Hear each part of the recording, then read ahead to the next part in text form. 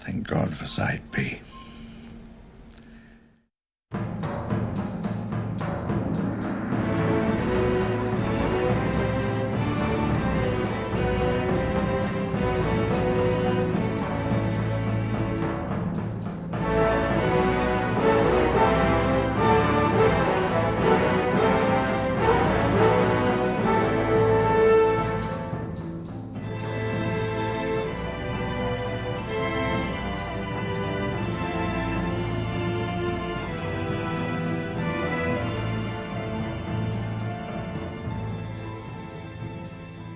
From the Isle of Sorna, this is the Site B podcast, a show where your voice is heard, broadcasting from the InGen Communications Center. I am one of your hosts, Matthew, aka the Matt DeLorean, joined by my co-host via satellite is my very good friend, Nick, aka Multiverse Toys. Nick, how are you doing today? I'm doing great, Matt. How are you? Pretty good. We are available wherever podcasts are heard, and we have this exclusive video version on YouTube as a little archive. So today's episode is the inaugural episode. It's titled Something Has Survived. So it's very analogous, not just for The Lost World Jurassic Park, but for Nick and I, as we both used to review toys on YouTube. We both were in the Raptor Squad little YouTube group talking about toy news, reviews, all kinds of stuff, Jurassic Park. So it's kind of cool that we're back at it doing this again. This is the very first episode, hopefully before the start of the new year. So like Merry Christmas and Happy Hanukkah and Kwanzaa to everybody out there. So we're all back here talking toys all in one in this podcast. As Spielberg said in his animated film, we're back. Our first segment is called Picking Up the Satellite Phone. So essentially this is going to be like today's guest. You're going to get to know the person. And the whole reason why I wanted to launch a podcast, I feel like podcasts are very personal. I feel like the vibe I want to have with this podcast is if somebody came into your house and just sat on your couch and just BSing with you. We're going to start with Nick. So we have a couple questions for you, Nick. Where were you born? I was born in New Jersey. And where do you live now? Unfortunately, I'm still in New Jersey. What is your favorite dinosaur? This is a new one from our previous take. My favorite dinosaur, easy, Carnotaurus. That's always been pretty much like my favorite dinosaur as far as I can remember, other than maybe Ankylosaurus when I was a kid. But the Carnotaurus is just the coolest one for me. Is that why you like it so much? Because you thought it's cool? Yeah, I mean, I always liked the oddball dinosaurs. And back in like the early 2000s, Carnotaurus was really only known for the Disney dinosaur movie. Right. So I thought it was pretty cool there. And you know, my dinosaur books as a kid. And I loved the Lost World novel. And just like the idea of having a camouflaging dinosaur, even though that probably is not true. It was just a really cool concept in the Jurassic Park films. And I remember just hoping that one day we'd see one on the big screen. And not only did we get it, but we got the Demon Carnotaurus. So that was even cooler. What was your first Jurassic Park dinosaur toy? My very first Jurassic Park dinosaur toy was the Triceratops from the 2009 Toys R Us exclusive line. I think it was called like the Dino Growlers Triceratops. It had T-Rex roars and the most insane colors, but I had a blast with that toy as a kid. It was one of my fondest toys. Eventually I got the Kenner Lost World Stegosaurus too. That was my like first introduction to Kenner, which was an awesome toy as well. Hell yeah, absolutely was. When was the first time you saw the movie Jurassic Park? First time I was in the second grade. YouTube was just becoming a big thing around that time. And I remember back before there was copyright issues and things like that. I'm sure they were still existent, but not as bad as YouTube is today. People used to make music videos with clips from different movies and things like that. And I remember searching dinosaur videos, and other than the Walking with Dinosaur specials that were on there, which were awesome, there were always like compilations of, you know, different like rock songs and stuff with T-Rexes in the back of it, you know, like a different type of compilation and whatnot. And I remember seeing a clip of the T-Rex eating the lawyer on the toilet. And I had asked my dad, you know, what movie is that from? And he's like, oh, Jurassic Park. And I said, can we go to Blockbuster and rent it? Because that was the thing back then. And so we did. We rented it and had to rewind it on the VHS all the way back and started from the beginning. And boy, was I terrified the first time I saw it. But I knew right then and there that was probably my dad's biggest mistake, was renting that movie for me, because I've been obsessed ever since. Nah, not a mistake. It's a good thing. So what's your favorite Jurassic Park movie? My favorite Jurassic Park movie is probably a mix-up between the first film and The Lost World. It's really all dependent on the day for me.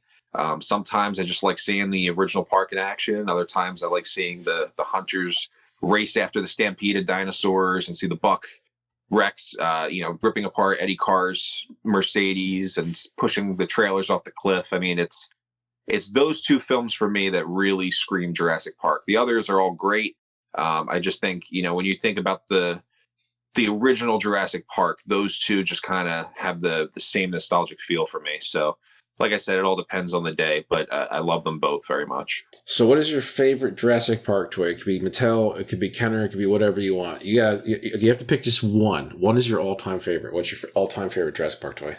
It's tough to pick just one. I'd say I have kind of one from each era. From Kenner, it's the Demon Carnotaurus. It's just probably one of the more iconic Jurassic Park toys. Everybody that collects Jurassic Park, especially the Kenner toys, knows of the Demon Carnotaurus. It has that really cool presence about it. It's super cartoony and really not anatomically accurate, but people love it anyway. It's just a really neat design, and I'm just really glad we got to see that in Dominion and the end of Fallen Kingdom. It's just great that the filmmakers kind of went back to that original design there, which I think is really awesome.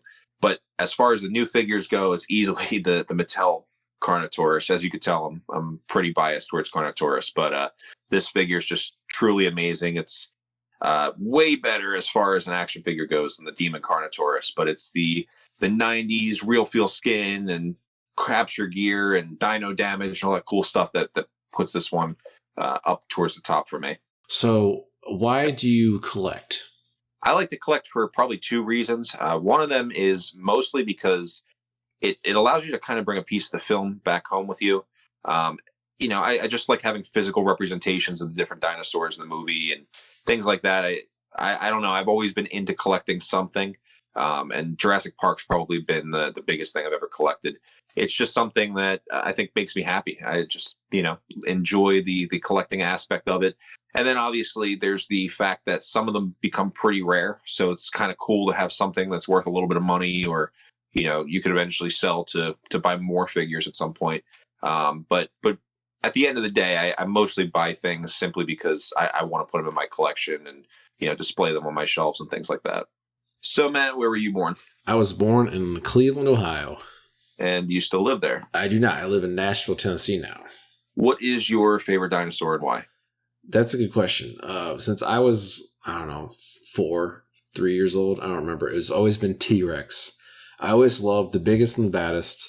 I always loved Darth Vader and stuff. So Tyrannosaurus Rex at the time was the biggest dinosaur that was a carnivorous. And so I love T-Rex, obsessed with T-Rex. And so obviously it helps that the biggest, baddest dinosaur in the film, Jurassic Park, is the Tyrannosaurus. Just kind of fed into that. So if I was, say, 3 years old or so when 2001 Jurassic Park 3 came out and Spinosaurus came out, maybe I would have been a Spinosaurus fan if I was a little kid during that time. But thank God I'm not. So I'm a 90s kid. Tyrannosaurus Rex would be my answer for sure. I love that guy. I think he's awesome. What was your first Jurassic Park dinosaur toy? Ooh, I think it was my grandma sending me in the mail, like in a bubble envelope, not in a box or anything. Oh, collectors, nice. Gasp. It was the Series 1 Pteranodon, the blue one. And I opened it up. I thought it was so cool. The wings obviously didn't work the greatest, but, such a cool figure, great packaging, cool art card. And I think that was my first one. And I was like, what is Jurassic Park? Blah, blah, blah, blah. And I think my dad, after that, took me to Toys R Us. And this is the old school Toys R Us design where it snakes around. And the one big end wall before you go around the snake end was just all Jurassic Park. And I picked out the Series 1 Raptor. I think that was my second figure. I may be mixing up my memory because I was like 4. But I think my first figure from Jurassic Park was the Series 1 Pteranodon. So kind of cool memory from Grandma in the mail. Random as hell. When was the first time you saw Jurassic Park? I believe it was when it came out on VHS, and I think it came out on VHS in 94. So I got all the toys before the VHS came out because I didn't see it in the theaters. my parents bought the VHS at Blockbuster, and it came with, I don't have it anymore because it's so old and long ago. I think it came with a size chart from all the Jurassic Park dinosaurs. And I really want to go to eBay and buy one because that chart's actually kind of cool. My parents watched the VHS before I got to see it because they wanted to sign off on it. And I was like, oh, I get to see this? And so they're like, all right, yeah, go ahead. And I was like, freaking, 5 years old? And they let me watch that movie. And there's some really, like, gory things in that film that my parents were like, yeah. They're like, yeah, it's fine. I was like, all right, cool. Thank God for that. Because I remember, like, I was literally 5. And I think I still remember, like, watching, like, the opening scene and Gennaro and all that. And, like, on the little dock. Like, it's just so vivid. Like, it just captures you. As a kid, you're just mesmerized. So it was just so cool. But yeah, it was the VHS version of the first film. My parents bought it and let me see it. And it still works. I don't know how, but I watched the shit out of that fucking movie. All right, so I think we're on, what's your favorite Jurassic Park movie? I think I'm in the same boat as you. I think I want to say the first film because the novel to me, compared to the second novel, is better. And I feel like the first film is better because the more I become older as an adult and more of a critiquer, I guess, of films, the more I see like kind of the flaws of the Lost World. It doesn't help that the recent 4K release of the Lost World, I can see like a matte painting where like previously I never saw that. I'm pretty sure it's the scene with the Tyrannosaurs and the high hide. You can see like the trees moving, but like it's like a miniature. And you can see like the matte painting. I was like, oh no, it's ruined, I would say I love The Lost World. And years past, I would say The Lost World is my favorite, but I think the first one's my favorite one of all. What's your favorite Jurassic Park toy? That is so hard to choose, but I think I'm going to go with the Red Rex because there's a huge story. I've told it a million times on, YouTube or whatever. But essentially, I never got the Red Rex from Santa or my mom.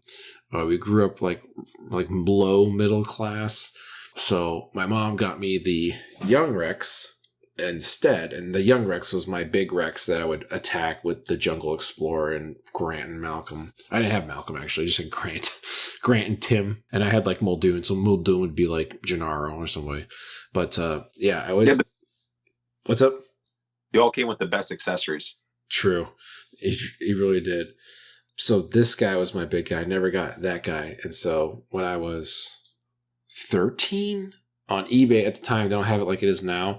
Back in like the day of eBay, you would have to put in like the number you wanted to bid on something, say like $50, and you'd put that in like the last second, and like that would be your bid. You couldn't like go up to a ceiling and get it at the lowest price.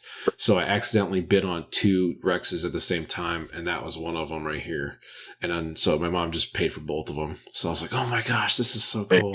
So I got him, and it's awesome. So I think, even though it's not probably the best one, I honestly like the Thrasher is underrated as hell. And the Bull Rex is amazing. But I would say the Red Rex is probably my favorite one. That'd probably be my answer. So why do you collect? I honestly don't know. I don't know if it's like I'm missing a part of my childhood. I don't know if it's like being a child was better than being an adult.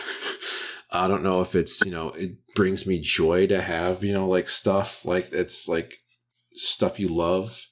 Right. I don't know if it's something that like you can just display your personality.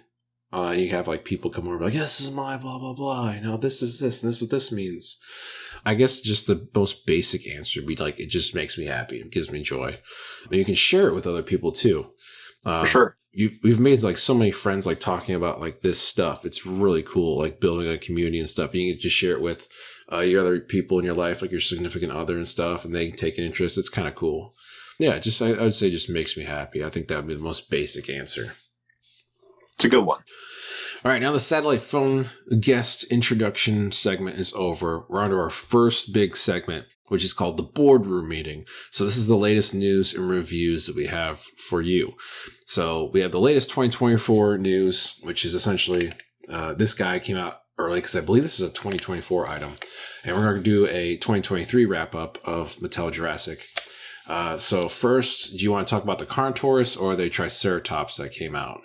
I guess we could talk about the car now. All right, cool. So I will let you lead on this because this guy is like your guy, and I will, chime in with my own 2 cents. This figure is pretty much everything that most of us collectors wanted, give or take a few nitpicking details. The eye is getting much better. I for one, am a huge proponent of the glass eye. I love that they did it with the Brachiosaurus, and the Carnotaurus looks a lot better than the original T-Rex does. They still have issues with getting the lighting perfectly to actually be able to see the pupil in all angles. Right. But I think if you do adjust it, it's pretty easy to adjust, in order to see that pupil. So I think it looks fantastic. I mean, for once, they got the head sculpt pretty proportionate and accurate. The first, I think it was 2 releases, then the repaints that came after, they just didn't have a perfect head sculpt, in my opinion. They were solid, decent figures for the time, but I think this one is easily the best Carnotaurus figure that Mattel's ever put out and probably ever will. My hopes with this one is that they eventually do a demon repaint where they, maybe trim one of the horns and, make it look broken, give it some scarring, and put it with the demon colors. Because I think that would do them pretty well, considering that they could just pretty much retool it and, make double their money on the same sculpt for the most part. So I think it's a solid toy. Most people have, very little gripe with it. I think the price point was great. I think initially came out on sale for, I think, $27 a piece. Yeah, it was. So during pre-orders, I think. For this size figure, I mean, it's pretty big. It's bigger than the Demon Carnotaurus. It's obviously the scale between like the Baryonyx and the T-Rex. So I guess you could consider it like your large dinosaur scale. The plastic feels a lot better than the T-Rex release. It doesn't feel as hollow or like cheap. And it's not perfect. It's not, rubber. Just the tail is. And honestly, I'm okay with that on this figure. I love the posability of it. The feet are much better in proportion than most of the collection figures. The Metriacanthosaurus and the Irritator fixed that as well, which was a great sign that Mattel is definitely listening to the fans. I just think all in all, I would give this toy probably like a 9.5 out of 10. It's not perfect, but it is pretty close to it, in my opinion. Yeah, I would give this an 8 out of 10, which is ridiculously high for me because I forgot to say this in our first intro. Yes. The reason why I wanted to have like Nick and I on because like I'm gonna admit it. I'm a huge Kenner fanboy. I've tried to love the Mattel stuff. I'm taking this back to the store because I just don't love it enough to keep it. I'd rather have like the Bone Breaker or the Demon. But this is a really fantastic toy. The reason I'm saying this is I have a lot of criticisms with Mattel. I don't like the plastic quality, amongst other things. So I've tried to like them and buy their stuff 3 times now, and I've just sold all the things. But Nick here loves the Mattel stuff. He likes the Kenner stuff too, but we're a little bit contrasting with our likes. So like me giving this an 8 out of 10 is a very freaking high score. And I will say I did, it sounds blasphemous, but I did like the electronic Dino Damage that came out, I think last year or 2 years ago, the Carnotaurus. The plastic quality felt very great. It was stupid that it had a light up action feature, but I really like the improvements to the plastic quality. I don't know if you can hear that siren. Can you hear that siren? Yeah. I'll just let it go by. There's a dinosaur on the loose. So I guess qualms I have, with this figure are, we're going to talk about in our next episode, like what we would do with the creative direction of Mattel Jurassic. I like the idea of Hammond Collection. I feel that Hammond Collection is a little bit too much in times, especially some of the fans that are custom printing toes for the feet. And it's getting a little crazy. Some of the articulation, I think, in our last recording that got glitched. You said you didn't really like the arm articulation and it wasn't really necessary. Well, the thing with the arm, and actually in the film or even the statue here, you could see it too. The arms are bent. And that's fine considering that is screen accurate, but Carnotaurus just, I'm pretty sure had one just straight arm bone. They didn't bend. There were no elbow joints or anything like that. The arm was just pretty useless. It kind of just sat in one straight line. So I could be wrong. I'm sure, people that are bigger paleo nerds than I am in the comments will be able to tell me for sure. But that's one of the little things that I was saying earlier, kind of like a tiny nitpick for me. But it's not something that makes or breaks the figure. I mean, the the original Demon and the Bone Breaker after only had 3 fingers and abnormally large hands and just really weird proportions. So this one is much better.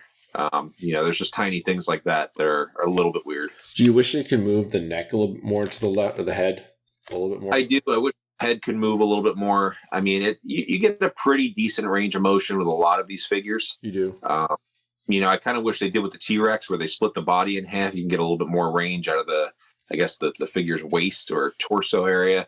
But for the most part, again, for the price point that you're getting it at, it is still a really great figure. I don't think it needs too much more articulation.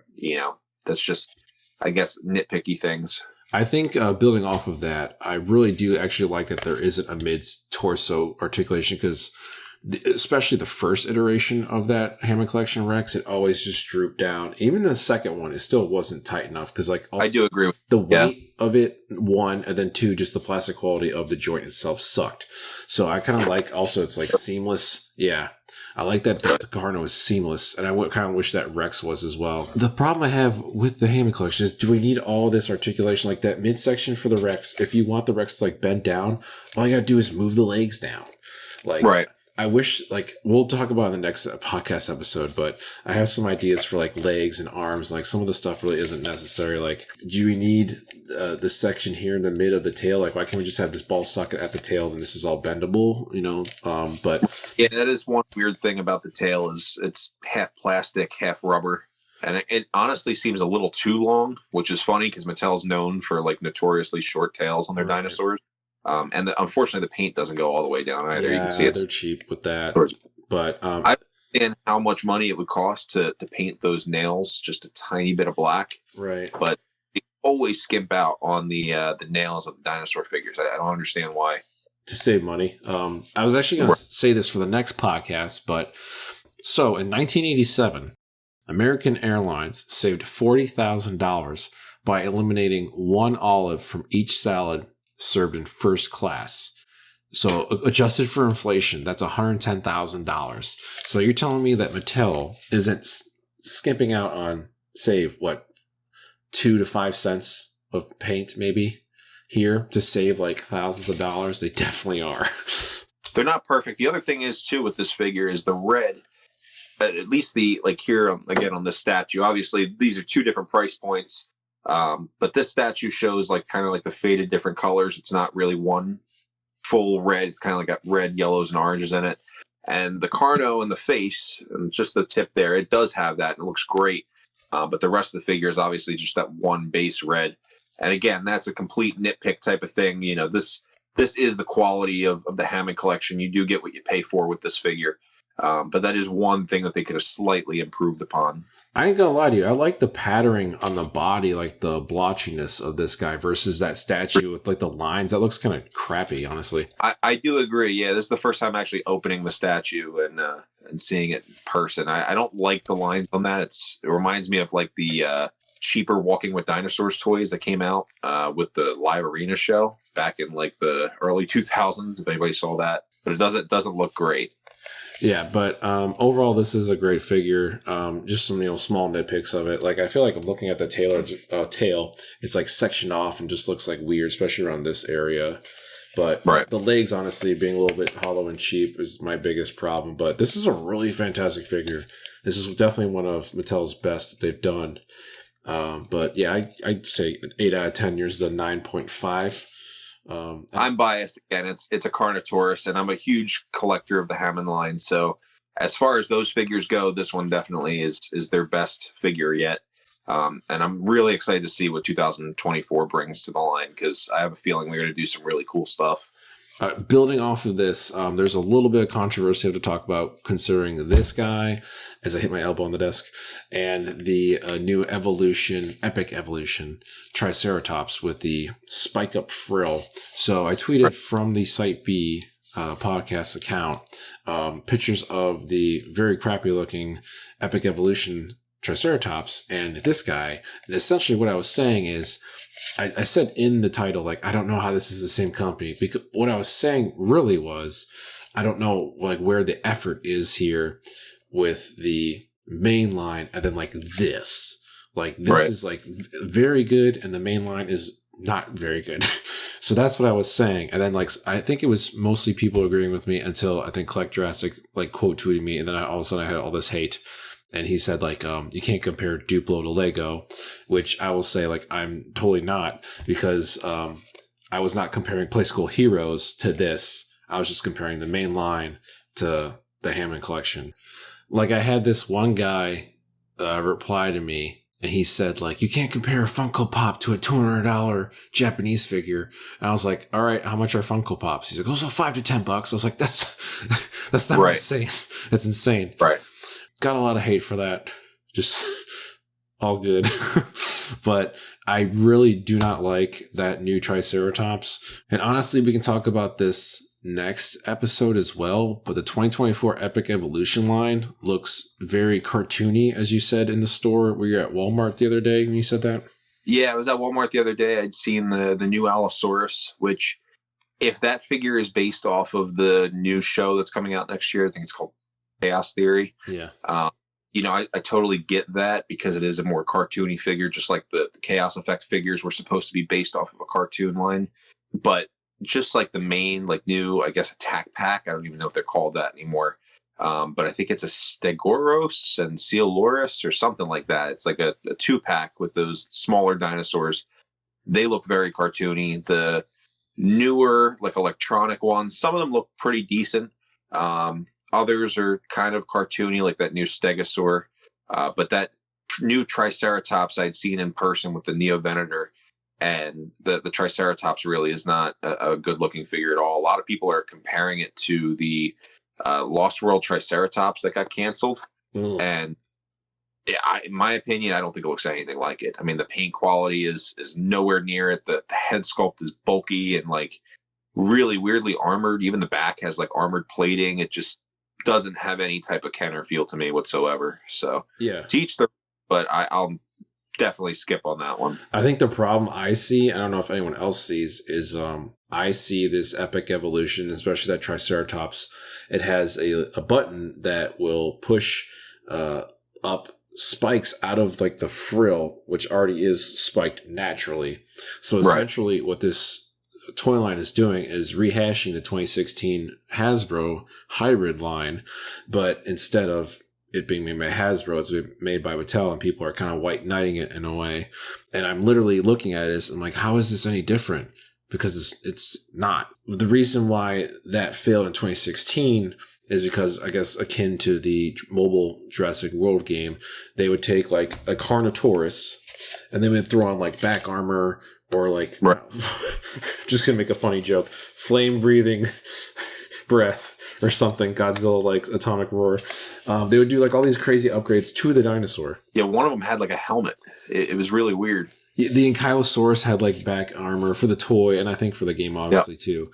But I think the problem I have with that is you're taking just the actual dinosaur itself and just adding like almost like Fortnite upgrades or something to the dinosaur, versus I think you get a free pass with the Indominus Rex or the Indoraptors when you're combining like two dinosaurs into one, kind of like Chaos Effect from Kenner in 98. And that's why I prefer and like that, because it's kind of silly in the way that you have an Ultimasaurus, with these different things, versus just like upgrading a Carno. So I think that's where it fails for me. If other people like it, that's great, but that's kind of crazy that they like it now and not in 2016. Yeah, that Allosaurus looks... I was really excited about the announcement because the Dominion Allosaurus was really good. I know a lot of people don't like the action features like yourself. You like the articulation. But, that had a electronic roar. It had an action feature with the bite. It had dino damage. Like, the only problem with it was plastic. Besides that, it was like at least an 8 out of 10. That was a great figure. So I was really looking forward to this Rampage Allosaurus, and then it was finally revealed, and it's got once again, like the 2016 Hasbro, like bump up spikes with a button, and it's just like, what is this? I did like the Dominion Allosaurus. I agree with you. It was definitely probably their best release for an Allosaurus figure so far. It was a little stiff in that one neutral pose, and it's okay. I prefer it than like the React Attack Jurassic Park 3 figures where they were all in like a weird attack pose. But for me, like I think the one thing that stands out with the Hammond collection is you get a little bit more range of motion, and that's what I prefer. So hopefully, given that the Carnotaurus opened up a new line of larger scale dinosaurs, I think that's a really good opportunity to put a larger Allosaurus or Stegosaurus or bigger dinosaurs like that in the line. I think it's time to give them a figure that makes them really stand out. All right, so next thing is going to be the Mission Mayhem truck sets. So what are your initial thoughts on seeing this guy? I know we haven't seen him in stores just yet. Yeah, I don't think that one hit stores yet. I think that's one for 2024. My thing with that set is it's a great start as far as doing more vehicle sets. It's definitely a cool looking vehicle. It kind of has like a Lost World vibe to it, although it is kind of more of a modern type of dune buggy. So it kind of works with both Jurassic Park and Jurassic World. So I think a lot of collectors will enjoy that. Kids will like the action feature where it kind of like flips itself, I think.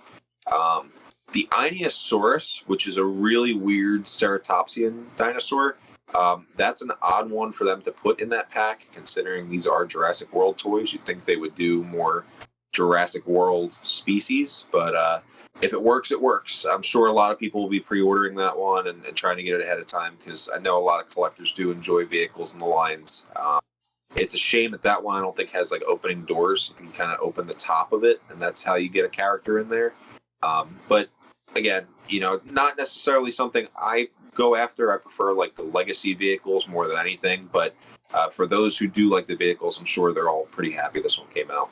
I'm happy that there aren't more vehicles coming, but I think I'm like kind of seeing like the vision of like how your mindset is when it comes to collecting Jurassic Mattel, because you would rather, and I would rather, have an actual like vehicle that was in the film. Right. With this particular one, I do get Lost World vibes as well. It does suck that there isn't a side door that opens. It looks cool, but at the same time, I think because of the side door missing, maybe it's the detail, maybe it's a lack of paint, but it looks really cheap. Yeah. I think that's a big problem. Obviously, not being in a film is a problem. Like, I don't see this really selling, and it's, I think, $30 or $35. It's $32.99 so far. It might be higher or lower, I don't know, but it's available for pre-order. It might be even available to buy. You can come to your house in as soon as 6 days. I guess it comes out right before Christmas. I guess it's available now. No one's reviewed it yet, but it's kind of cool that there's like a little dino damage side that it does like a little action feature flip. I don't know if it's from like the bottom or it's just like a little thing on the side and then you flip it yourself with the dinosaur. Right. I think it's nice that there is a removable front claw that captures the dinosaurs. That's nice. And I think there's the back side is a little like canopy that opens up. You can put like maybe one guy up there. Kind of sucks there isn't like a turret or anything for them. That'd be kind of cool, like an action feature, but it looks okay. I don't see it selling very well, but it's cool that it was announced. Most of their vehicle sets don't sell too well. I mean, if you go to Target, you could pretty much find the last couple of months, if not last few years worth of vehicles on shelves. Yeah, and I think that Ellie set, I picked that up for like freaking $8 on clearance, and it was like $35 set, which was overrated. No action features really at all with that, and all you get is just the one figure. So they should just had both. With that, and they put in a Raptor. Just stupid decisions that they're making. The next item is the Ford Explorer with the Raptor set that you have. I actually thought that this was never coming in freaking America because I saw it in, I think Baptiste had it in France. And I was like, is this going to be another one of those things where it's like it's only in Korea and we never get to see it in America? So you have it in your hands. You got it at Walmart? Yes. It seems as though Walmart has no idea how to hold Jurassic exclusives. They either get like a lot of them or they don't get any of them. So like you said, I was shocked that this one actually made it into stores. And I'm pretty sure at the location I bought this one at, they flew off the shelves. There was like 6 or 7 sets and they were all gone in a week, which is definitely a great sign. I love the first release of the Explorer, give or take a few other nitpick details. I really wish they would cut out the rims and the the little grooves there. But, that's something that I think the crowdfund set had, but they won't go to that detail with, this base price, which is what it is. But the great thing about this set, obviously, is not the oversized Attack Pack Raptor. That just really didn't make much sense to include with it. But whatever, is the crush feature. If you push this down, everything kind of concaves in on the roof. The glass kind of comes up, which that gets a little annoying for me, but this front piece comes off very much like the original Kenner Ford Explorer. And I just found this out today by accident. I thought I broke it, but the front piece kind of comes off. That's great. Yes, it's got like a little groove right there that kind of clicks in, so it won't break if you pull it off. And that is the original Kenner toy. That just gives it at least a 2 bump in my grade. Right. Like, what the hell? Do you think you can flip that over? Because I was waiting, because I had the Legacy set that came with the Tim and the Rex. I had that displayed before I sold my stuff off. I had it upside down and had the Rex, not the Legacy one, but the Hammond Collection Rex foot on the back end. But the problem was the glass was scratching. Do you think you can flip that over and have that in like the pose with the Rex? Do you think that would be flat enough? Yeah, I'd say it would probably work. I've seen pictures of it where people get that pose going. Okay, cool. Yeah. So, out of 10, what would you give that set? Isn't it like $35? Pretty sure it was $35. Cool. Thing with the vehicle sets is I don't think any of us hardcore collectors really want the dinosaurs that come with them. That could be said, especially with like the new Ian Malcolm Legacy set. Nobody wants that lazy repaintable T-Rex. They just wanted the Mercedes and maybe the Malcolm figure too, if you're a Lost World fan like I am. And so that being said, the additional electronic oversized Attack Pack Raptor was completely unnecessary. I think Mattel's got to really just try to go out there and just release a vehicle just by itself, just like they did with the Jeep Wrangler from the Fallen Kingdom line. That sold pretty well. I think it was at a $15 price point, and something like this could probably nowadays go for $20, $25. And I would gladly pay that and probably buy multiples if they did it a single set like this, as opposed to what they actually did with this, including a dinosaur, or like they did with the prior Explorer set, or even the Jeeps and whatnot. So that's a great interlude into the game trail, which is today's big topic, which is our overall thoughts on Mattel Jurassic 2023. So you mentioned the Mercedes. I don't know if you want to just talk about this set real quick. To me, it was such a disappointing set because it came with just unnecessary things. We got our like 16th Legacy Rex, or third Bull Rex that they've released, and really crappy paint, really cheap, looks awful. They did do like the dual up, or the bull throat remodeling. Top of the head sculpt thicker, and they thickened the neck. But they decided to do just the crappiest paint job I think I've ever seen on a Jurassic Park dinosaur toy. It's really bad. They included Ian Malcolm instead of Eddie Carr, which is odd. And the Ian Malcolm doesn't even look like Jeff Goldblum. He looks like David Duchovny. I don't know who he looks like, but it's not Jeff Goldblum.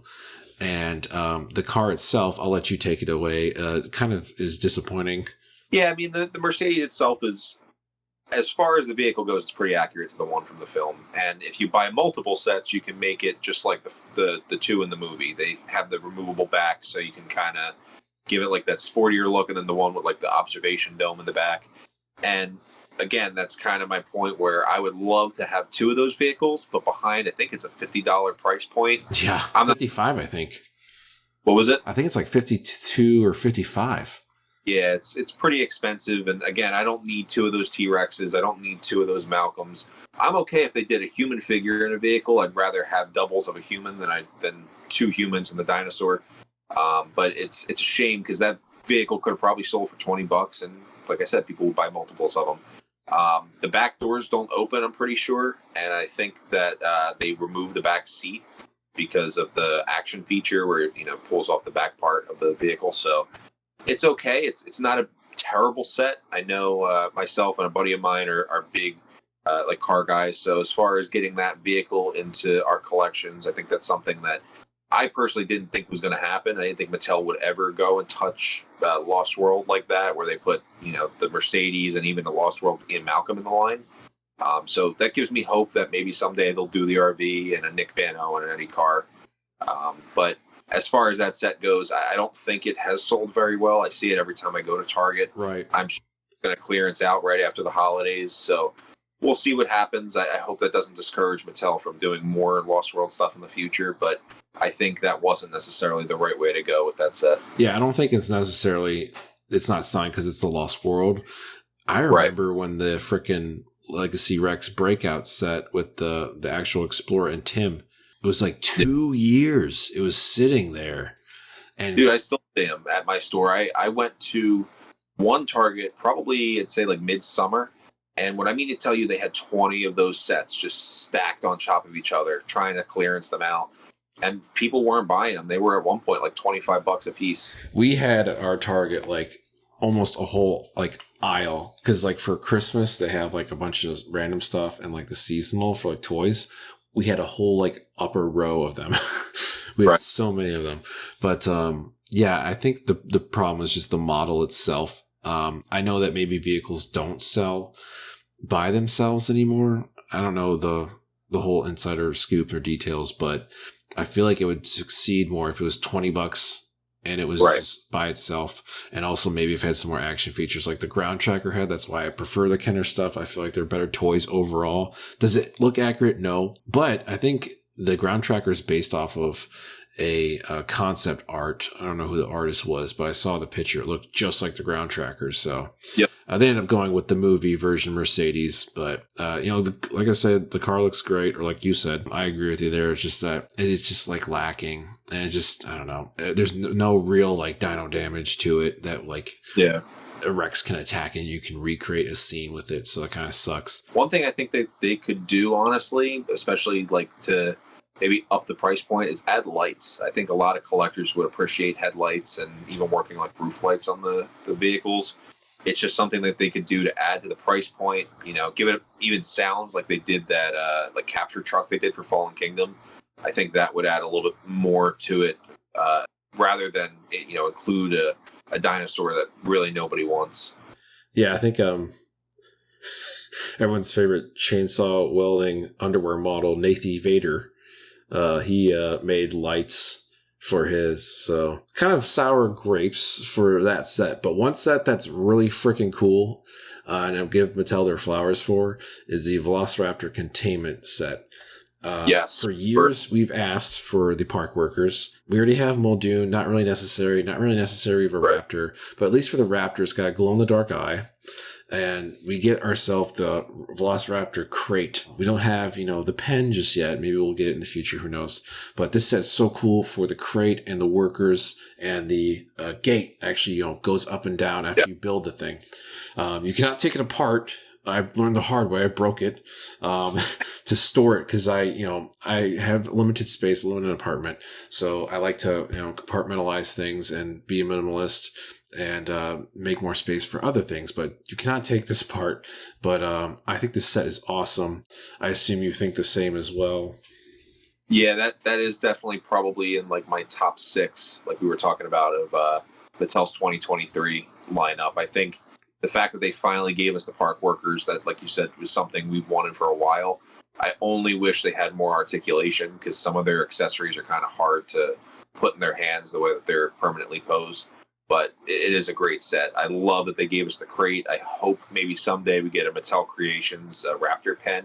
That would be awesome. But if you include more cages, like more Lost World style cages and Jurassic World, Fallen Kingdom, that kind of stuff, I think collectors would really appreciate that because, we like toy photography, shots with cages and fences and stuff like that. It just helps to add to the aesthetic of Jurassic Park. I think one thing you just said was really cool. I forgot to mention was the amount of accessories that's included. You get like a vest, you get like the shotgun, the cattle prod. I think like a really cool amount of stuff. I think it's $40 off the top of my head. Really cool set. Yeah, $45. Yeah. That's a dope set we've been asking for or something like that for a while. So whoever did that, made that, great job. Already talked about it a little bit earlier. The Ellie Sattler Risky Rescue Pack sucks. No action feature for that guy. Just the canisters or the, I guess, storage boxes in the back open. The wheels move.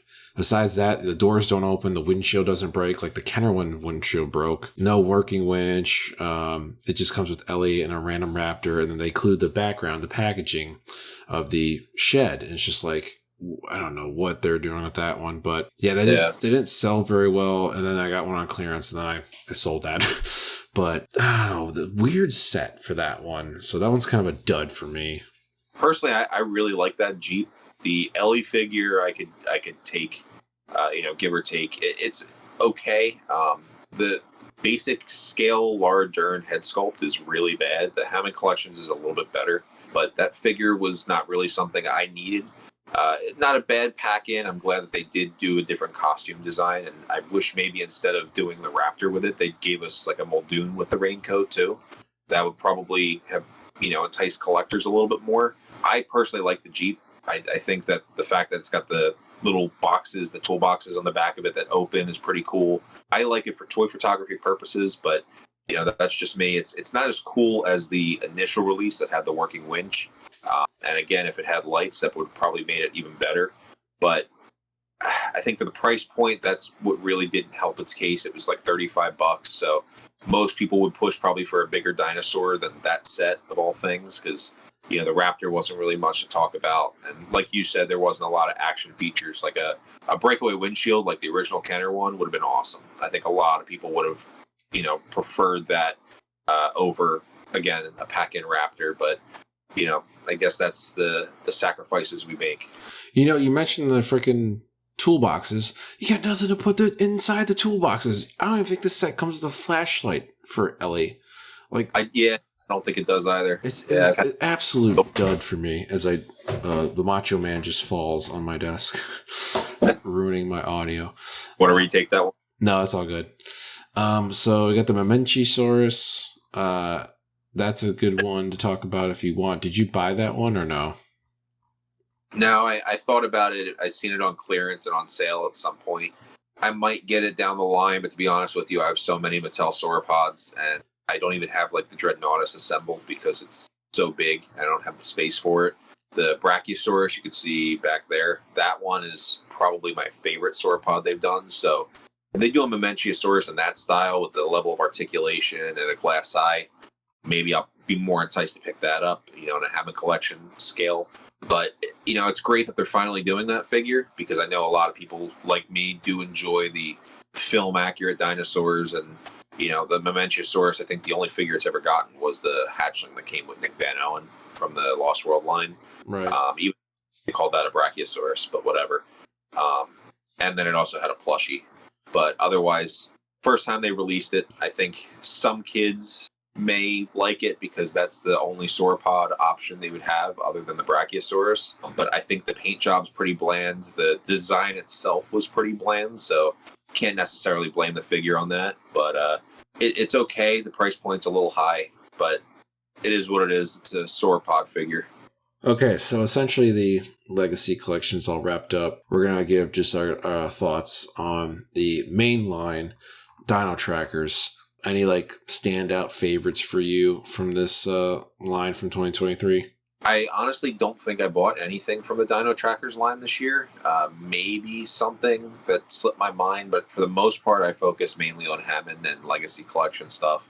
I'll get, like I said, film accurate dinosaurs, but even the ones they've released from the Dominion main line, those film accurate dinosaurs aren't that great either. So I'm really kind of trying to narrow down my collecting to just the more higher end Mattel figures. Gotcha. One thing I've noticed Mattel has done, it seems that every year they decide to take their action feature and just evolve it just for the sake of evolving. And for that, I say stop, because if it's broken, don't fix it. They've gone to different buttons and sliders. For the Stegosaurus for 2023, the gigantic tracker, they have, I think, 2 buttons on the back, the middle back, instead of having a plate that goes up and down or side to side. Right. One of the buttons is for the tail, I think, to go up, and then maybe the other one's to go side to side. But the actual animal itself is posed to where the tail's just drooping down towards the ground, and then you can push the button to perform the action feature. I think that's just ass backwards. The figure itself looks bad. I think, was it 2020? I forget what Stegosaurus that was. I literally FaceTimed you. I think it was on clearance at Target. They came with the capture gear. That Stegosaurus is probably the best Stegosaurus they've ever made. I think that was, 20 when the Scorpius Rex came out. I think Mega Destroyers was Yeah, it was a Primal Attack Mega Destroyers. I think it was called. I think that was the Stegosaurus. Great plastic quality, included capture gear. The paint job was pretty cool. This Stegosaurus, I think we're regressing. Overall, the line, I didn't like any of the small stuff. I thought about picking up the Track and Attack Indoraptor because the electronic Indoraptor from the 2018 Fallen Kingdom broke a lot, but it was electronic Indoraptor that's worth like at least $130, $40 now on eBay, especially new. This new Track and Attack Indoraptor toy, I guess, was supposed to be based off of maybe this upcoming Chaos Theory show, but stiff legs. It has electronic features. It does a little action feature with slashes, but I don't know. I wish it had something a little bit better for itself because it's $35, I think. And I looked at it, I'm like, I want to kind of get it. It has kind of like a cool, like glittery metallic paint job to it, but I just think it's just kind of cheap. You have the Habitat Defender Triceratops, and everyone's losing their minds about this thing. And I think it's $40 brand new. Apparently it's huge. I'll let you give your quick thoughts on that guy. Yeah, I don't have that one. It does look great. Yeah, I might get that one at some point. I love that they finally did a bigger Triceratops, and I love that it's based on the Jurassic Park version as opposed to Jurassic World. But for me, that one does still look a little too cartoony. I think if they gave it the Hammond glass eye treatment and maybe did a little bit better plastic quality, it would be a better figure. But I think for now, I'll probably wait until it goes on sale or on clearance. I think the problem with that figure myself is my thinking of if that's $40 and it's hard plastic. I used to have, I don't have it on the shelf anymore. I have repurchased the Kenner Triceratops included with the dino damage for $40 on eBay. I know that its autonomy and like the look of itself is, doesn't look that great of a Triceratops, but I would rather 10 days out of 10 have that toy for the same exact price as this Habitat Defender one, because the fact that it has an action feature, has dino damage, has the rubber skin. Like, I don't care like necessarily what it looks like. I'd rather have the Kenner one than the Habitat Defender one, like any day. There might be people that like the size of it, even though apparently the size of this new one, is bigger than the Kenner one. I'd just rather have the Kenner one for the same exact price. That's crazy to me. But I actually thought you had it, but that's kind of funny that you don't. I do like the Kenner-ish box that it comes in. Yes. That's kind of cool. Yeah, open box is definitely a lot better than the, kind of like open top box. I just don't like how it doesn't have that, seal all the way around. So I guess I'm just going to skip the Hunt and Chomp Tyrannosaurus Rex because that toy kind of sucks. Unless you want to say 2 cents on it. Nah. All right, so the next one will be, I actually kind of like it, is the Camouflage and Battle Indominus Rex. A lot of people like this one more than the first one, which was it Slash? What was it called? I forget what it was called from 2021, 2020. Destroy and Devour Indominus Rex. That's what it was. That Indominus Rex was cool. Names. Yeah. That toy was cool. The problem with that is it was so cheaply made and it was breaking on so many people, arms especially. And I took mine back because I first saw all that stuff happening. I'm glad that they have a new one. They also had the battle damage one back in 2020. But this new one doesn't have the arm feature moving, so you can kind of pose the arms, which is nice. And it still does have an action feature and color change and stuff.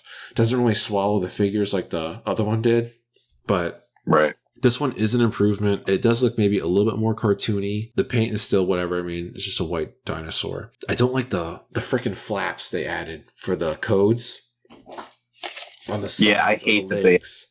Keep it on the bottom. Like, what was the whole point? Like, it's cool on the bottom.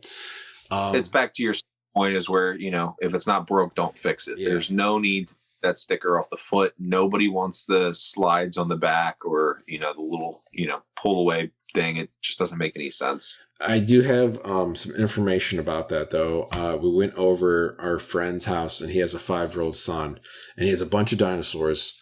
And I tried to bait him into it, too. I asked him, like, do you like the codes on the feet, or do you like on the tab? Because he had, like, maybe one of them with the tab on the leg. He's like, I like both. I was like, no, wrong answer. No, but I think maybe it's just a test thing. We're at the study group or whatever with kids. and they thought that like the little tab on the leg was cool. I mean, these are toys for children. So I was like, God damn it. But one thing that is cool about the tabs, we'll talk about this in a second with JP30, with the Red Rex. If you really want to, you can kind of repaint like a fake dino damage over it. But I really like that Indominus Rex. I don't love it enough to keep it because I felt like, again, the plastic quality on it kind of sucks. It's better than the 2020, 2021 one, but I kind of foresee it breaking on people too, which is very unfortunate. And also, we probably will be waiting for a possible Hammond Collection one. We're skipping the Search and Smash truck. It's a Jurassic World car. It looks really weird. It's got like a rural door, like made of wood you see on a farm. But at least it comes with a human figure, which is kind of cool. Rest in peace, all the human figures that come with the pack, and all getting as dinosaurs now. So all that's left is the 1993 Classic Collection. In my opinion, this is the best thing Mattel has done with the Jurassic Park license. I do have some issues with the line, but first we'll talk about the humans. Did you buy both of those human sets? Yes, I bought them both. Do you prefer one or the other or not? To be honest with you, I haven't even opened them. Okay, so I have opened them. Okay. First of all, the packaging. Do you like the packaging design, the aesthetic? Does it look like... Packaging, that's the best thing about the line, in my opinion, is the packaging. I think the packaging is pretty dope. I think the gate is a little weird, but at the same time, it's okay. I like the art-ish kind of like look to them, especially the human sets. I was actually really worried about the human sets, and I actually opened up, I think, Alan, then I kept Ian in the box. But I was really worried about the plastic quality of the figures themselves, the weapons. The figures themselves weren't too bad. The weapons are actually really good. So I'm very excited about that. They play well. I was really worried about them not being sturdy enough or being cool enough. But I feel like those two human sets are really outstanding, and they are a must-have, especially if you have kids. The weapons are freaking great. The price is a little high. I feel like it should be like $20 instead of $24. Yeah. And I honestly wish it just came with like a human and like a hatchling and then the weapon. Right. Why do I need another basic Gallimimus, another basic Dilophosaurus that doesn't spit water or anything cool like the Kenner one did? A little bit of problems, but the humans, the pack and set is so cool for me. Did you open up the Track and Explorer set? You did. I did, actually. Yeah. So what do you like about it? The thing about this is something that kind of like the Mercedes, I never thought Mattel was going to touch. I mean, this is practically the one that they canceled for the 94 line. It's great. It comes with the Scutosaurus, which is another one that, I'm shocked that they decided to, give it a very similar paint scheme, but it works. It's a cool toy. I love the colors. I always liked the idea or the concept behind that unreleased figure. Or unreleased vehicle. It's an okay vehicle. It's not nearly as detailed as the original release. It's kind of cheaply made, in my opinion. Like even in the back, you can see they lacked in paint, so the quality's kind of down. It does come with this cool accessory, which they should definitely include with a human character, because it's like a perfect like noose for capturing like a Packy or a Raptor, something smaller. The missile on the back is very reminiscent of the original Kenner. What was it? The Jungle Explorer. So it's a cool set. All the doors do open like the original release, so it gives a little bit more playability. It's got this armored shield over the windshield. It's pretty cool. Like I said, the paint apps are pretty much lacking other than the stripes on there. You can see they didn't paint the black on the grill. Here's the other Explorer just so you can see a little bit of a difference in quality there. Yeah. But, for what it is, again, the price point's a little bit high with this set. I don't think the Scutosaurus was a dinosaur that a lot of kids were particularly hoping for, but for hardcore old collectors like ourselves who did do the Kenner figures at one point, they'll understand and appreciate that reference and bringing that set to life. Hopefully, they do the same thing with like a Bush Devil tracker for next year if they do continue that line. Apparently, they are. That's the rumor. We're getting another wave or series of the 93 Classic Collection, which is great news. I think the toy set itself is good. I don't think it's great. I remember when I first saw it, I was like, why is it a pickup truck? That's weird. And of course, they're building off of the ground trackers, kind of like ripping it off. I think the paint job for doing the unreleased 94 Jungle Explorer. Is such a cool choice. That's such a cool paint job. It's a really great choice by Mattel there. So it does have more, like you showed off the noose. I love the fact that it has like the rocket launcher, the noose on the side, or the little snare. The problem I have with the toy, two things. One of them is that rocket launcher thing. The Kenner one on their Bush Devil Tracker and most of their toys was on a ball socket joint that moved in a 360 so you can point it up, right, down to the side. With that one, it just rotates left and right. Yeah, you could do that with, but I don't know what the good use of that is. The humans gonna be like this, like right. But the problem I had with mine, and I don't know if it's with yours, you can tell the difference between Mattel and Kenner when it comes to design. The rocket launcher on that Mattel one, mine was not straight because it clicks. It was either clicking to the left or clicking to the right. It didn't shoot directly straight. I was like, how the hell can you design this and not have it shoot straight, let alone just not on a ball socket joint like Kenner had it? And then the second biggest problem I have with it is that windshield. I don't see the point in the action feature of the windshield itself. Now, I can understand if there's just like a great on the windshield to like protect it from dinosaurs and stuff, like that's a cool idea, but like having just flip open is kind of a wasted opportunity of an action feature. It just makes no sense to me.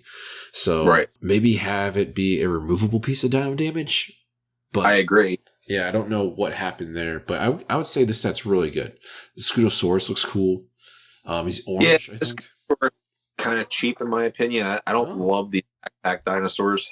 I think it's okay, but the paint apps are definitely lacking on that one too. You know, I'm excited to see what they do with them next year if they do continue on, like if they give them a little bit more love, because like I said, like the paint quality on this one isn't that great. Now there's the Scutosaurus and even like the hatchlings that come with the Alan and Ian, they're okay. They don't look fantastic though.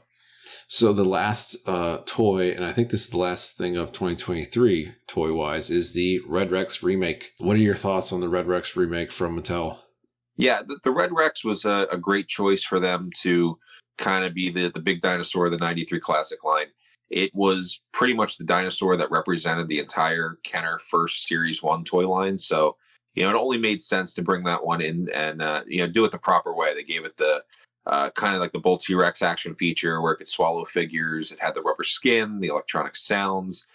I kind of personally wish they did it a little bit more accurate to the actual Red Rex, where it had the stomping sound action feature and the roars, as opposed to the swallowing feature. I wish they maybe gave that to, maybe a Bull Rex in the future, or even just one of the regular T-Rex toys. But I definitely think it's something that if you weren't around in the 90s and you're collecting Jurassic today and you really wanted the Red Rex, this is a great way to pretty much get, that figure.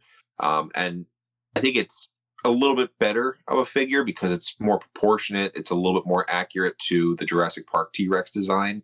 Obviously, the colors aren't, correct to that design, but they're very, very close to the original Red Rex. So, if you were a fan of that toy back in the 90s, this is a perfect way to relive your childhood. If you, just are a casual collector, I say pick it up anyway. It's a great T-Rex toy. It's just like the Allosaurus, where it's kind of stiff. It doesn't have as much mobility as a Hammond collection figure, but it's got the playability, and I think that's where it counts for that figure. Yeah, I was really worried, speaking of playability, when they first showed it off officially. They had pictures of the dinosaur swallowing mini dinos. And it has the Bull Rex action feature, which honestly is kind of cool. It's like their own vision of it. They're stealing the Bull Rex action feature and putting in the Red Rex. Kind of cool. I do agree with you. I just do wish it had the stomping feature. It'd be kind of sweet. But I was really worried about it not being able to swallow humans, and thankfully it does. The biggest problem I have with the figure is that the belly cutout, I feel like it should have been a little bit bigger. That's the biggest nitpick I have. Besides that, I think it's fantastic. There are problems. I feel like the paint job itself is half-assed. I feel like they should have done better job with the legs. I think the hips look a little weird. There's that gap. The roars could have been better. I think there's 4 roars, and one of them is not even a Rex roar. It's kind of odd. Rubber on the dinosaur seems pretty good. It seems more like the animatronic Spinosaurus rather than the Kenner Rexes. But it seems pretty good. I was really worried it was going to be really cheap. But time will tell in 30 years if it holds up like the Red Rex does. But I liked that it had kind of a secret tail whip action feature. If you just hold the tail, it goes boing. Yeah. I don't like the tab on the side, but, hey, it could be used for a little battle damage if you want. Has a short tail and big feet, and it has this feet swivel. I hate that so much. But overall, I do like the toy. I wish that the tail itself had like foam in it, kind of like the Rex's had, to kind of stiffen that out. But this toy is like freaking phenomenal to me.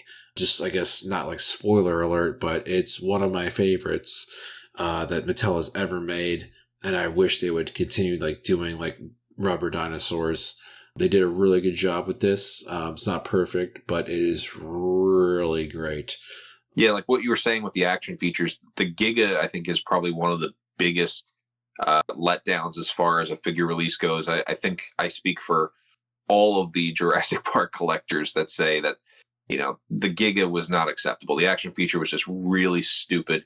They did a lot of stuff with the T-Rex over time. They had, the bite and fight, the extreme chomping, the thrash and throw, and all those different action features. And for a bigger theropod dinosaur, they all kind of worked. I think if they went with one of the same ones that they did, the first time around with the Giga, it would have been fine.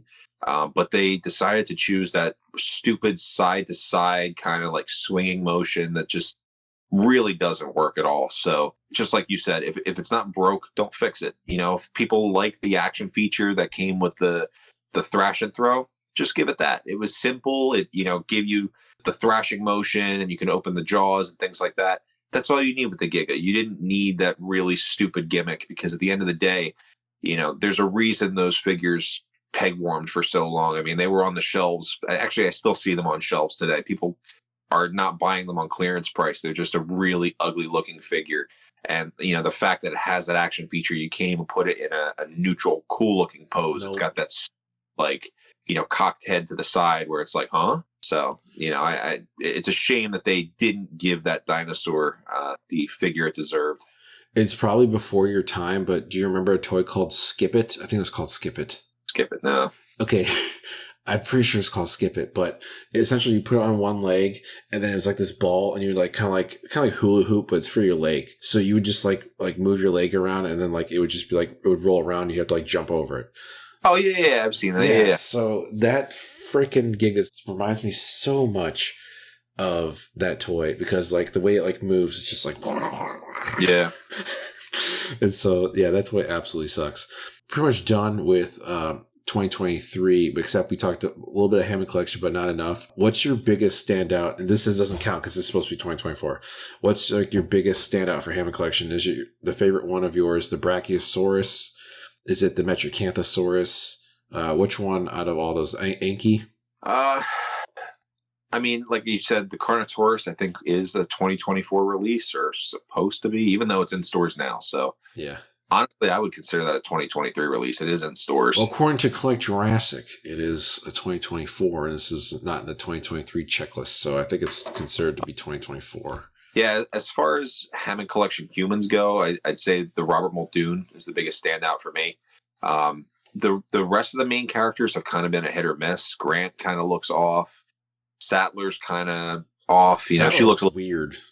Yeah, and then Malcolm, he's kind of been a hit or miss in both Legacy and Hammond. But this one kind of has the head sculpt of the Amber Collection. He's got great posability. I really can't praise this figure enough. He looks fantastic on shelves. So that would be my top pick for the humans.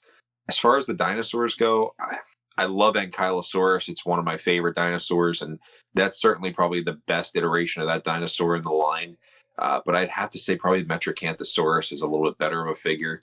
The proportions on that one are fantastic. The posability is great. The design is, or rather the paint job is a little bit of a letdown for me, considering I love the JW website or the Jurassic World Evolution design that they used for it. I wish they would have done those color options on this figure, but it is what it is. The Geostone Bergia was a cool looking figure. Corythosaurus was great to finally get in the line, but I think as far as like the best sculpted one, it would probably be the Metriacanthosaurus. I think I agree with you in all those aspects. I think the Muldoon is fantastic. The other ones are like decent, like Ray, Dennis, John. The Ankylosaurus is fantastic. I think the problem I have with the Ankylosaurus, possibly talk about next episode. I don't understand, like, for Hammond Collection, for the articulation for, like, short dinosaurs with arms. It's, like, not really necessary, like, for Triceratops to have, like, all these joints, and, like, you can barely really move them. So, like, that was the only problem I really have with the Anki. Besides that, like, the tail and, like, the actual detail of the dinosaur itself is fantastic. The metric. I actually forgot what? I actually forgot about the Brachiosaurus too. That one's I was going to ask you about that after I was done, because I was going to relay it into you. Okay. I agree with you also about the Metricanthiosaurus. Even though I didn't buy it, I looked at it in store. It looked really good. Even though I was like, this dinosaur's cool, but I'm not buying this for 20, 25 bucks. So $20, I think the price point's pretty solid for these figures. That's one thing that Mattel does fantastic with Hammond Collection is they keep the price pretty reasonable. Considering that, like, Hasbro for the vintage collection, their 3 3/4 inch line is, I think, $17.99 now at retail, which is insane. I mean, even the deluxe figures that come with, slightly more accessories are $27.99. I'm pretty sure you get just about the same amount of accessories as a deluxe set with the Hammond line, and they're $14.99. So the face sculpts aren't as great as Hasbro's photo real technology, but I mean, they're pretty close, and like I said, the value for what you're getting with your set, it's there. So speaking of the Brachiosaurus, I was very looking forward to this figure because the first one I had, I unboxed it live on the internet, and I broke the neck. And everyone's like, "You did it on purpose," blah blah. I was like, "No." Was that the legacy one, or was that the legacy one? And I was like, "All right." So I got rid of the legacy one. Also, the legacy one was very hollow and cheap, and I hated the plastic quality and the whole quality of its figure itself. So I was very excited that the Brachiosaurus was coming out in Hammond Collection because I felt that maybe they'll have better plastic quality. So I did not buy one just yet, and actually, I might have this toy to be the only Mattel Jurassic Park toy that I buy because Kenner never made one. So I would like to know, like, your thoughts and review on this figure. Yeah, so the Brachiosaurus, I forgot about that one when I was ranking them. The Metriacanthosaurus is great, but I do think the Brachiosaurus deserves the number one spot for Hammond Collection figures. I think Mattel's first release of the Legacy Brachiosaurus was pretty decent. Again, that was like the first sauropod that we've ever gotten for a Jurassic Park line in like full scale. So I think that is what blew a lot of people away with that figure. This one has much more articulation. It has much more detail. The rubber neck is a huge plus, and the glass eye really does make that figure. I think they did a really good job with the glass eye on that one. And of course, it can get better. They probably will keep improving on the glass eyes. They keep releasing more dinosaurs, but I think the Brachiosaurus is proof that Mattel can, basically take a already pretty decent design and improve it in a more positive way, as opposed to doing, really crappy action features that nobody wants on these toys. I mean, it does the standing pose, as you can see behind me. It looks great doing so. It's not like a figure that falls over. It's very sturdy. The plastic quality is a little bit better than the initial release. It still kind of feels hollow, but it doesn't feel as cheap. And, the paint apps are much better. It's just an all around much more solid version of that dinosaur. And I think a lot of people have picked it up for that reason. I think it's a great figure. I was really worried. I think Collect Jurassic originally posted on social media it was supposed to be $120 or $140, and I was like, right. Damn. And yeah, it came out that it was like $80. So I think it's like $89.99. Yeah, so that's way better. I've seen it for like $45 on Amazon. It gets really cheap when it goes on sale. That's so good. If you're debating whether or not to get that figure for $45, it's worth it. Yeah, that's good. So I guess that wraps up the whole Mattel 2023, our thoughts, quick reviews of everything. We're going to quickly talk about the 30th anniversary of Jurassic Park, which was this summer. It kind of sucked. Did you go to see the movie, which also wasn't really announced at all? It just randomly came back to theaters, and word of mouth, we knew that Jurassic Park was back in theaters. Did you go to see Jurassic Park in the theater for the 30th anniversary? I did not, unfortunately. I saw it back when it came out for the 20th anniversary when they did it, Jurassic Park 3D. I've seen it before. I can watch it on my 55-inch. I don't need to go to the theater and blow $30 for two people to go out and see a movie. It's insane, really, what it costs to go to a movie theater nowadays. But it's cool that they put it back out there for people to see. It's a timeless movie. It looks great in 3D. So I'm sure those that did go see it did enjoy their time. Yeah, I'm in agreement with you. I will never be topped by going to see it in 3D for the 2013 20th anniversary in Detroit, 3D IMAX. It was like a religious experience. It was so good. And that will never be topped against. Like, you can show me the newer version, like, because I think Spielberg updated a little bit with, like, I think the Rex Roar. I've seen it so many times when I was a kid and growing up throughout my teenagehood and everything. But I feel like there's like a new version he has, and then the Rex Roar after Grant says, "Hey," Spielberg added like an echo after the roar ends. And I was like, that seems new. So like, I feel like there's like color timing, and there's like a little bit of difference with the 20th anniversary version. But yeah, I'm with you. I don't really need to see the movie again. I did see Jaws in the theaters like a year ago, because I never saw Jaws in the theaters. Like old movies like that I've never seen. Like, I would totally see Lost World in theaters, because I only saw it once in theaters when I was a kid. So I would totally... Unfortunately, we passed that chance. I think last year was the 25th anniversary. Yeah, I think it was last year. But no, maybe for the 30th. But that movie totally should be in theaters again, at least one time. I would totally see that. But like, I don't need to see Jurassic Park again in the theaters. Maybe if like, say in 5 to 10 years, whatever, my kids are here, I'll totally do that. I'll take them to the theater to see that. For sure. But yeah, it's really no, because it is expensive, and I have a 4K version. I can watch it on my TV, wherever. I don't have people vaping in the theater. It's still down the whole nine, so for at that point. Yeah, so I feel like that wasn't botched that much. Something that was really botched was the actual date, I think June 13th. There's no announcement from Universal, no announcement from Jurassic Park social medias. All of a sudden that weekend, they threw out some of the car brigade. So they had like, the Jeep Wrangler, they had the Ford Explorer, they might have had another vehicle. And they were just at, I think, only Orlando. I don't think it was in LA for Universal Studios. And they just had, the cars out. Nothing really else. Because like, for 2018, for the 25th anniversary, it was a really big event. And you had the stars that came out. You had a stage. You could ride the ride at night. It was like a real event. For JP30, it was like nothing. And it's kind of sad that fan accounts, and not just like Jurassic Park fan accounts, they're the ones that repost the fan accounts from the studio, like park goers. They're the ones that are there like every day taking pictures. They're setting up this. Oh, they're doing the whatever that like temporary shop is called. No announcement of that. It's just the freaking fan sites that are finding out this information and spreading it to people. And that's really sad.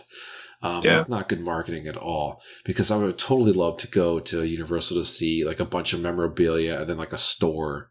Like that's like a once in every 5 to 10 years minimum type of thing. And, you don't know how many times you're going to be able to do that. So it's just really crappy, honestly, JP30. You got to see some cool, like, displays at Target. That was about it. Yeah. It really wasn't anything, and that kind of sucks. But we have some really cool announcements. We're just going to get into Chaos Theory. This is called The Last Random Topic. It could be literally about anything. It could be about Marvel. It could be about Star Wars. It could be about movies, TVs, video games. So today's going to be video game, and it's going to be Jurassic Park based and not like Star Wars or anything. Jurassic Park Survival was announced. It is a survival horror game starring a girl that was left behind, a scientist, I believe, or a doctor. And you play pretty much as her, and then the whole trailer dropped. You saw a Gallimimus, you saw a T-Rex, the Dilophosaurus chased her around. Out of the blue. Freaking amazing. The graphics look incredible. What were your thoughts when you originally saw like the pictures and the video of the trailer? Yeah, I'm always down for another Jurassic Park game, especially the fact that this is Jurassic Park, not a Jurassic World game. I think is great. It'll resonate more with your hardcore Jurassic Park fans. I was a fan of Telltale's game. I love that they continued the story of Jerry Harding and his daughter and the other scientists that were left on the island. I think that was really cool. So this game kind of erases that from, the soft canon that it was a part of. So I'm interested to see, who this Dr. Maya Joshi character is, if there's other people with her, if it's just you playing as her and that's it. So far they've showed T-Rex. Velociraptor, Dilophosaurus, and Gallimimus. So who knows if we're going to see any new species.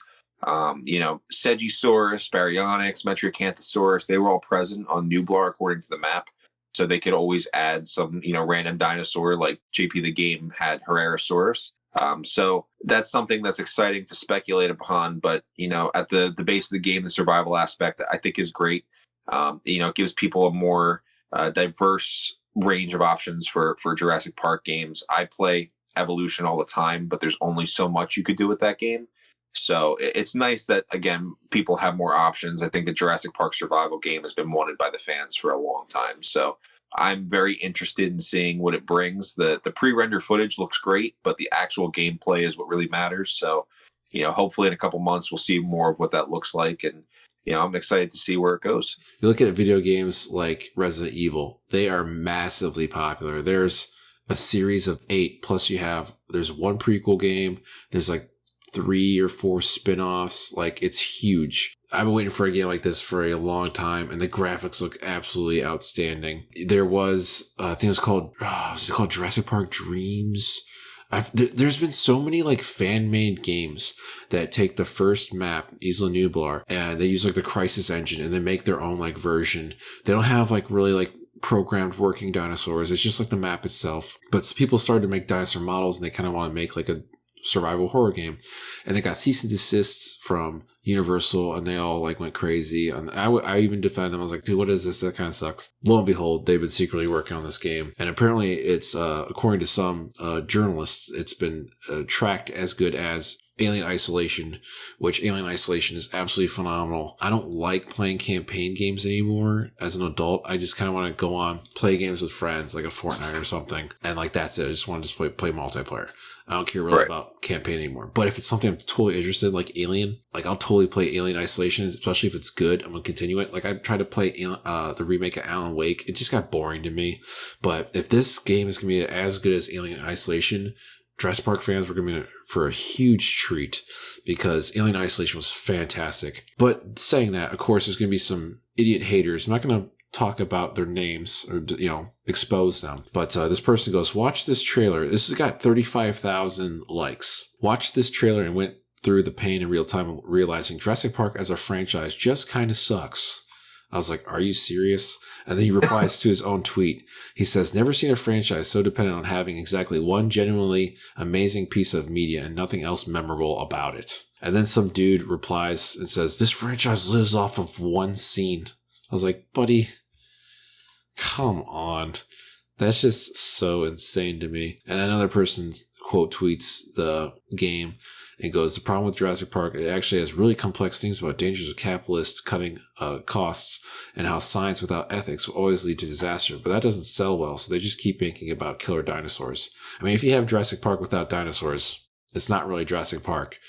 No, at all. The undercurrent themes is what that guy just stated, but of course, people just want to make it about themselves, and they're just miserable. That's the thing. They're keyboard warriors. They've got nothing good to say, and, they should really just keep it to themselves, but it is what it is. Yeah, but F them. I'm so excited for this game, and they actually put, I don't know if she's a community manager, or the person that worked on the game, but this random lady put on Twitter that any Jurassic influencers, I'm not going to do it, but maybe if you want to do it, Nick, you have to reply to her and see if you would like to, if alpha test or demo or promote the game. And of course, everyone, you got Chris Likes Dinos, you got Nima Neems out there, so maybe they'll get one. But I'm not throwing my name in the hat.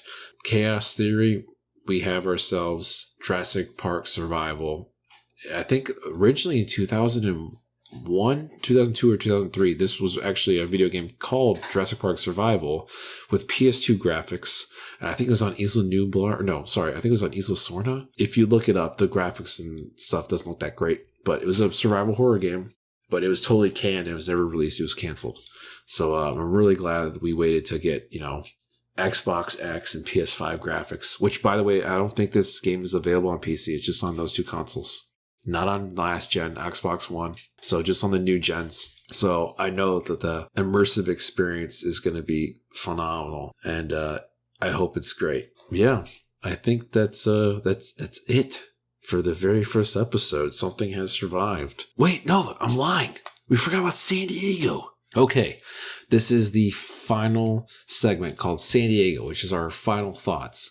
So this episode, we're going to be talking about our Toy of the Year, Jurassic Mattel 2023. Nick, one toy, 2023 Jurassic Mattel. What is your pick? Does this count? No, it does not. I feel like this should count because, I mean, these are in store. You're buying these in store They now. are, but I mean, to collect Jurassic, Scott, I mean, they do say, I think, on the box probably 2023, but they're always like a year behind. So if this says 2024? Yeah, if you go on the box, if this says 2022 on it, then it's supposed to be released in 2023. So let's check out right now. It says 2023 on it. So it's supposed to be a 2024 product. So yeah, it's 23. Yeah, so Collect Jurassic is right. Good old Timmy. I gotta think on that real quick. All right, maybe I'll do mine then, and you can think on yours. All right, yeah, go ahead. Okay. Mine is the 1993 Classic Collection Tyrannosaurus Rex Red Rex remake.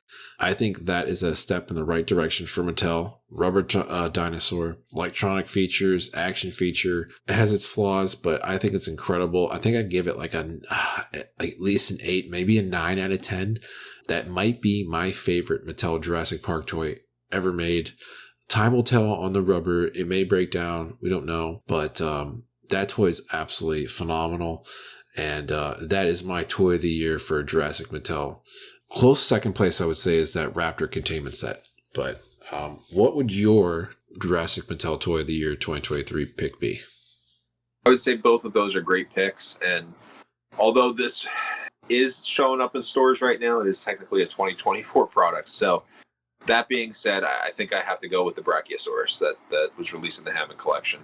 I think it's a solid figure. I think it's the real last iteration of that figure we need. I think, collectors have enough sauropods on their shelves right now. So, I think it's the definitive version of the Brachiosaurus. I think it looks great.